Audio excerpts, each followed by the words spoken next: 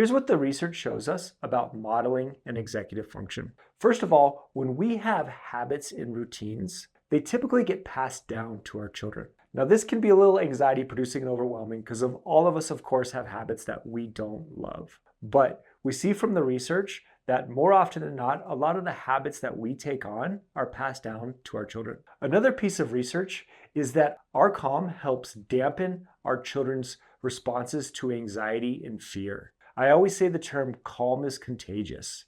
There's a lot of research to show that our nervous systems get passed down often to other people in the room, including our children. Whenever we can, we want to try to take on this calm demeanor and work on our emotional regulation because that modeling will often get passed down to our children. Another piece of research is that when we make our thoughts visible, so meaning when we're working on something, we say what we're thinking out loud. Things like, I have to make dinner now. I think I have to start the oven before I start working on it. I have to get out these ingredients. I need to do it in this order.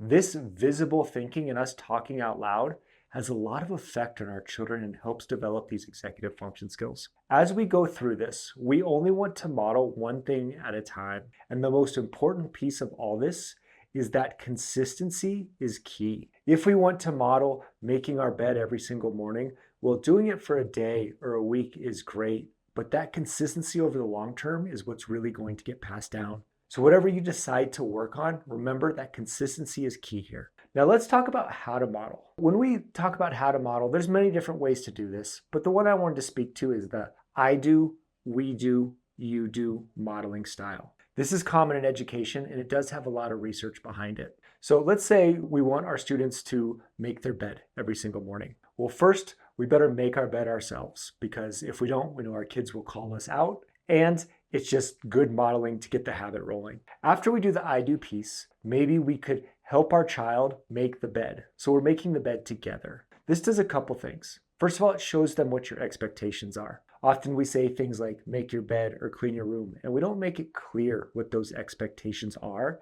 And when they do it wrong, we get upset. So it shows them exactly how you want it done. And it also is going to lower procrastination because since you're working on it together, it doesn't seem as big and as challenging. And then when they have to do it on their own, they'll know that it only takes a few minutes. So that's the we do piece. And then after a week or two of that, we transfer the skill to our child.